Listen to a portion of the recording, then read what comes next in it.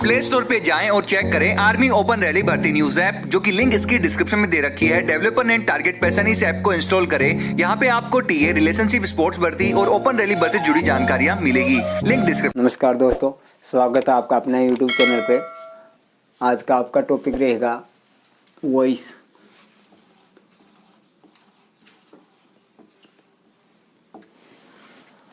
Voice दो प्रकार के होते हैं।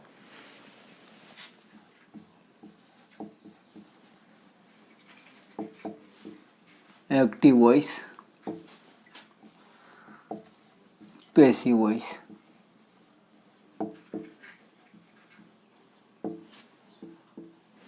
एक्टिव वॉइस में सब्जेक्ट प्रधान होता है।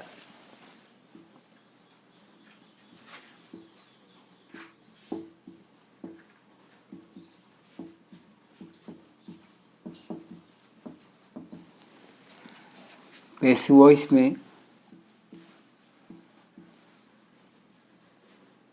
ऑब्जेक्ट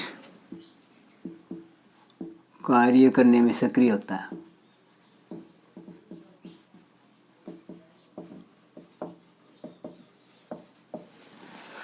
एक्टिव वॉइस में सब्जेक्ट प्रधान होता है कार्य करने के लिए, और पैसिव वॉइस में सब्जेक्ट निष्क्रिय हो जाता है और ऑब्जेक्ट कार्य करने में सक्रिय हो जाता है। अब एक्टिव वॉइस से पैसिव वॉइस बनाते समय क्या करते हैं कि एक्टिव वॉइस का जो सेंटेंस है वो एक सिंपल सेंटेंस होता है जिसमें तीन चीज़ होती है। एक साधारण वाक्य को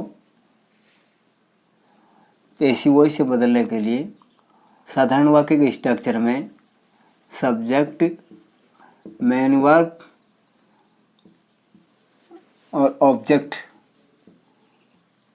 होता है।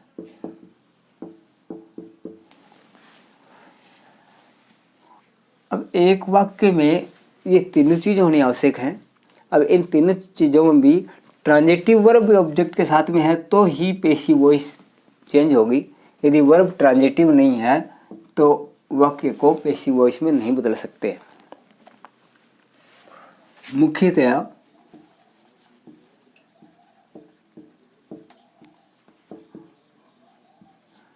टेंसेस के 8 भागों को ही पैसिव में चेंज कर सकते हैं।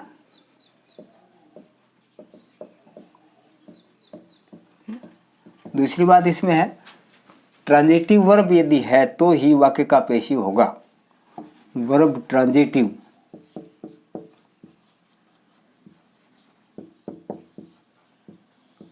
है तो ही एक्टिव वॉइस से पैसिव वॉइस बना सकते हैं।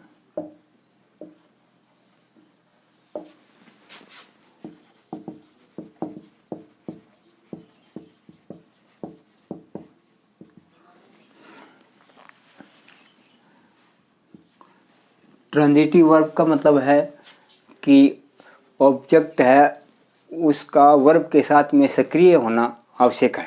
Transitive verb. Intransitive verb object है वर्ब के साथ कार्य नहीं करता है, उसका पैसिव नहीं बनेगा। जैसे सेंटेंस है,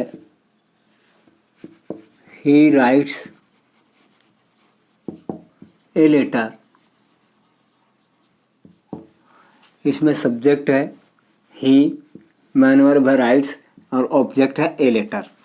इसमें ए लेटर को लिखने का काम किया जा रहा है, यानी वर्ब है वो ट्रांजिटिव है, ऑब्जेक्ट के साथ में काम हो रहा है, तो इसमें वर्ब ट्रांजिटिव।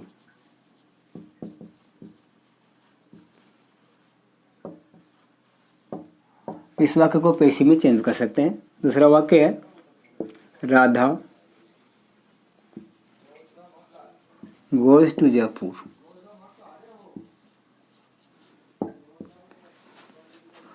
वर्ब है इंट्रांजिटिव है, क्योंकि ऑब्जेक्ट के साथ में काम नहीं हो रहा है, ऑब्जेक्ट के लिए काम हो रहा है। राधा गोज टू जयपुर, जयपुर जाती है, नहीं कि जयपुर के साथ काम हो रहा है, के लिए काम हो रहा है। यहाँ पर के लिए काम हो रहा है, तो यहाँ वर्ब इंट्रांजिटिव है। वर्ब इंट्रांजिटिव है, इसका पेसिव नहीं बना सकते। तो वर्ब ट्रांजिटिव है तो पेसिव बनेगा, वर्ब इंट्रांजिटिव है तो पेसिव नहीं बनेगा।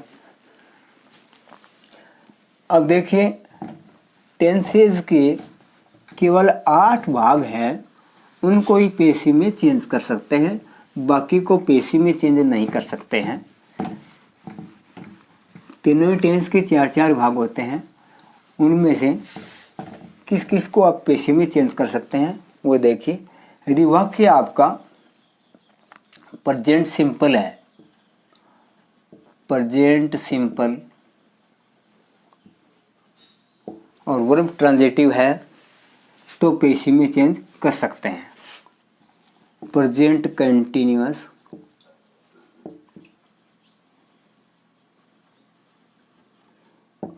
वर्ब ट्रांजिटिव हो तो पेसिव में चेंज हो सकता है। Present perfect,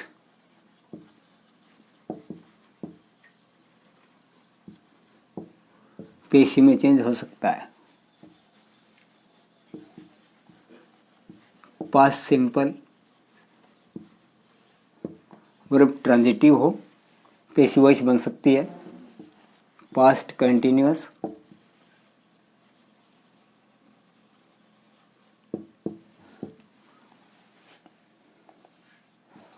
past perfect, verb transitive हो पेसिव बन सकता है। तो 6 भाग तो ये हो गए 2 टेंस के ही। फ्यूचर में केवल 2 भागों को ही पेसिव में चेंज किया जा सकता है, फ्यूचर सिंपल और future perfect. Future simple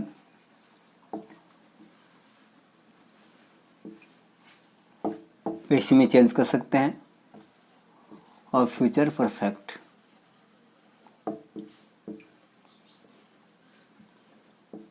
verb transitive हो पेसिव में चेंज कर सकते हैं।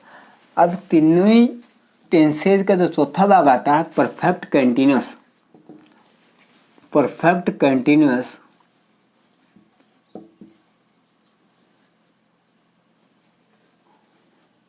तो प्रेजेंट परफेक्ट कंटिन्यूअस हो, पास्ट परफेक्ट कंटिन्यूअस हो, फ्यूचर परफेक्ट कंटिन्यूअस हो, पेसिव में चेंज नहीं कर सकते। इनका नो पेसिव नहीं बनता है।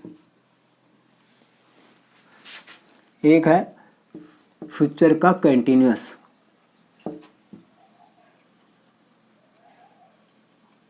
फ्यूचर कंटिन्यूअस को भी पेसिव में चेंज नहीं कर सकते हैं। यानी कि तीनों टेंस के केवल 8 भागों को ही पेसिव में चेंज कर सकते हैं। ये तो है कि हम किस वाक्य को चेंज कर सकते हैं, किसको नहीं कर सकते हैं। केवल 8 भागों में यदि कोई भी सेंटेंस है आपका वर्ब ट्रांजिटिव लिए वो हो, उसको पेसिव में चेंज कर सकते हैं। अब है एक्टिव से पेसिव में बदलने के नियम, रूल्स। एक्टिव वॉइस से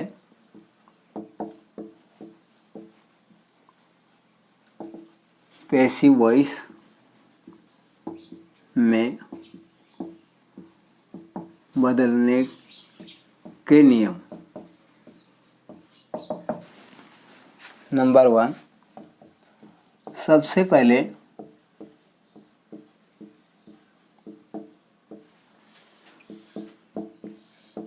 दिए हुए वाक्य के ऑब्जेक्ट को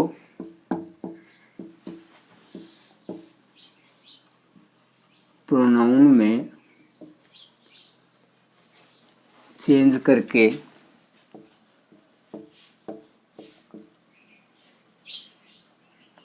सब्जेक्ट बना देते हैं।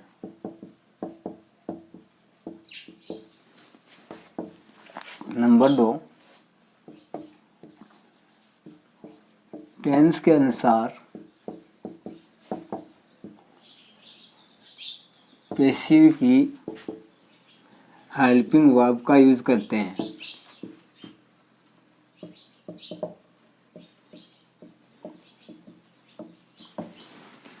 नंबर 3 में पैसिव बनाते समय हमेशा मेन वर्ब की थर्ड फॉर्म का ही यूज होगा।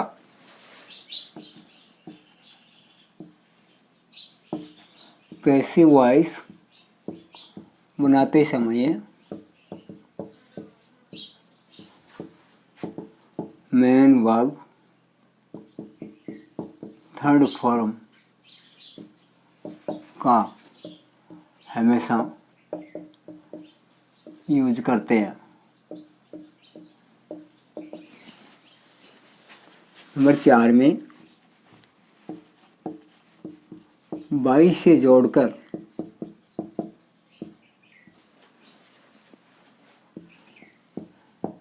एक्टिव वॉइस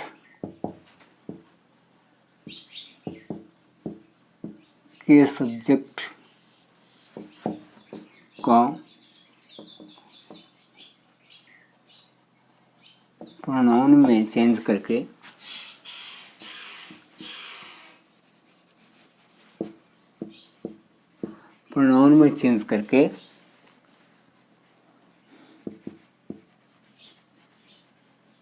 पैसिव वॉइस का ऑब्जेक्ट बना देते हैं।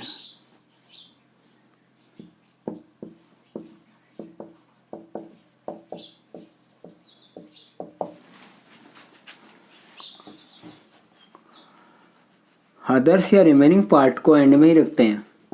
अदर्स या रिमेनिंग पार्ट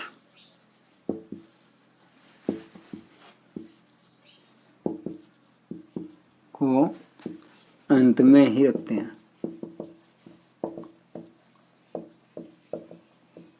तो ये थे एक साधारण वाक्य को पैसिव वॉइस में चेंज करने के नियम, जो कि वाक्य ट्रांजिटिव वर्ब लिए हुए हो, एक साधारण वाक्य हो, उसको पैसिव में चेंज करना। अब देखिए एक एक्टिव की स्ट्रक्चर है। एक्टिव की स्ट्रक्चर के अनुसार पैसिव में स्ट्रक्चर कैसा होगा उसको देखते हैं ध्यान से।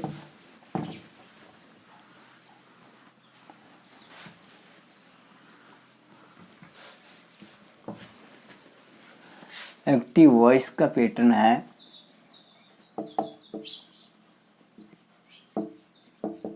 एक्टिव वॉइस में सबसे पहले कोई न कोई नाउन या प्रोनाउन होती है जो सब्जेक्ट का काम करती है, सब्जेक्ट, और इसके बाद में मेन वर्ब की कोई भी फॉर्म यहाँ पर दी हुई होती है, और इसके बाद में ऑब्जेक्ट। ये एक एक्टिव वॉइस की स्ट्रक्चर है। इसको जब पैसिव में चेंज करेंगे,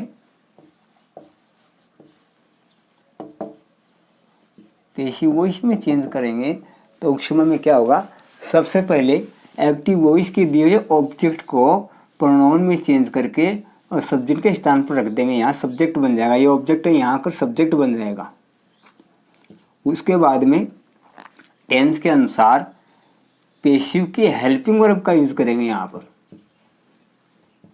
उसके बाद मेन वर्ब की जो भी फॉर्म यहाँ दी हुई है उसकी हमेशा थर्ड फॉर्म का ही यूज करते हैं। थर्ड फॉर्म के बाद में हम 22 से जोड़ देंगे। 22 से जोड़ करके एक्टिव वॉइस के सब्जेक्ट को प्रोनाउन में चेंज करके और ऑब्जेक्ट बना देते हैं। अदर्स में यदि कोई चीज़ एंड में है तो पैसिव बनाते इसमें वो चीज़ एंड में यहाँ रख देंगे। तो ये एक है एक्टिव से पैसिव बनाने का पैटर्न। इस प्रकार से हम एक्टिव में दिए हुए वाक्य को पैसिव में चेंज कर सकते हैं। और पैसिव में चेंज करने के लिए हमें अलग अलग टेंस के अनुसार अलग अलग हेल्पिंग वर्ब की आवश्यकता होती है। वो अलग अलग टेंस के अनुसार पैसिव की हेल्पिंग वर्ब क्या होती है वो देखेंगे। पैसिव बनाने के लिए हेल्पिंग वर्ब नंबर 1, पैसिव बनाने के लिए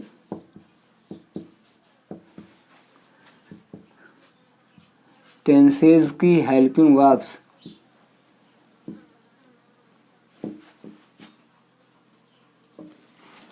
यदि आपका एक्टिव का वाक्य प्रेजेंट सिंपल में है,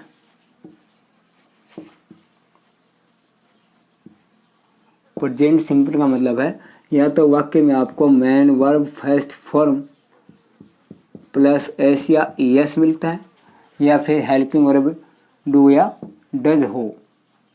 तो पैसिव की सारी क्रियाएं आपकी इज, एम या आर का यूज़ कर देंगे। यदि सेंटेंस में पहले से ही फर्स्ट फॉर्म एस या एस या फिर वाक्य आपका नेगेटिव या इंट्रोगेटिव है तो उसमें डू या डज हेल्पिंग वर्ब मिलेंगे। पेसिव बनाते समय आप helping verb is am are का यूज करेंगे। पेसिव की हेल्पिंग वर्ब है, पेसिव बनाते समय आपकी helping verb is am are काम मिलेंगे। यदि सेंटेंस आपका प्रेजेंट कंटिन्यूस है,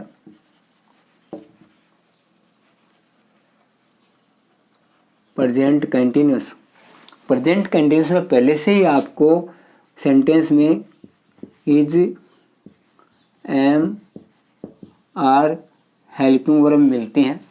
पेसिव बनाते समय आपकी हेल्पिंग वर्ब हो जाएगी इज बीइंग, एम बीइंग या आर बीइंग, यानी इज एम आर के साथ बीइंग और लग जाएगी, वो भी सब्जेक्ट के अनुसार। सब्जेक्ट सिंगुलर है तो इज बीइंग, सब्जेक्ट में आई है तो एम बीइंग, और सब्जेक्ट यदि आपका प्लूरल है तो आर बीइंग का प्रयोग हो जाएगा।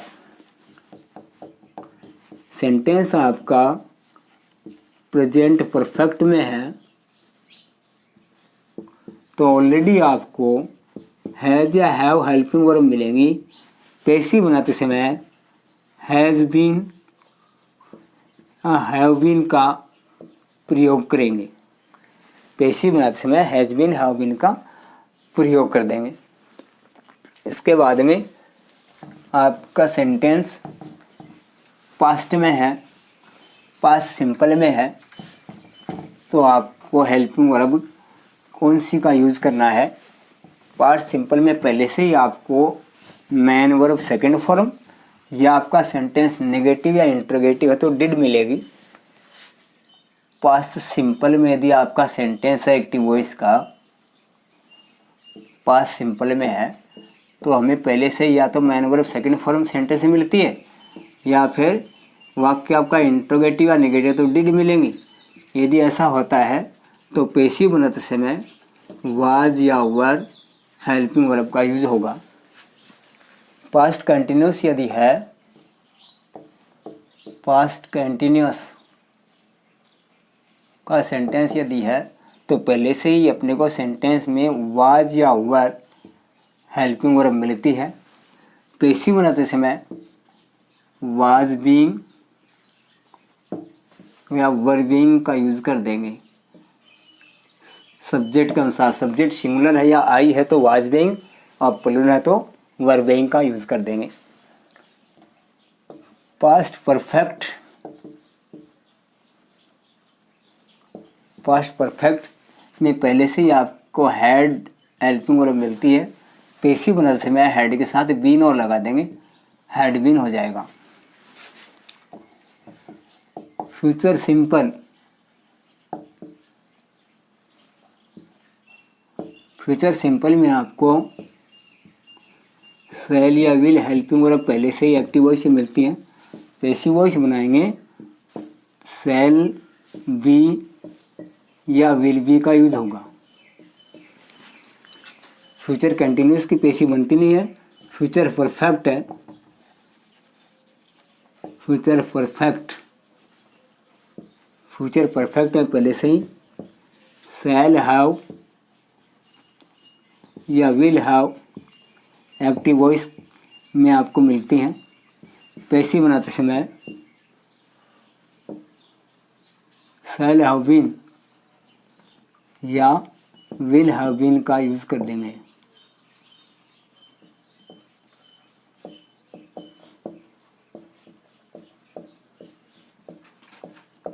तो इस प्रकार से ये है अलग अलग टेंस के लिए पेसिव की हेल्पिंग वर्ब्स। धन्यवाद दोस्तों। वीडियो आपको कैसा लगा कमेंट बॉक्स में कमेंट करें और चैनल को सब्सक्राइब व शेयर करें। धन्यवाद।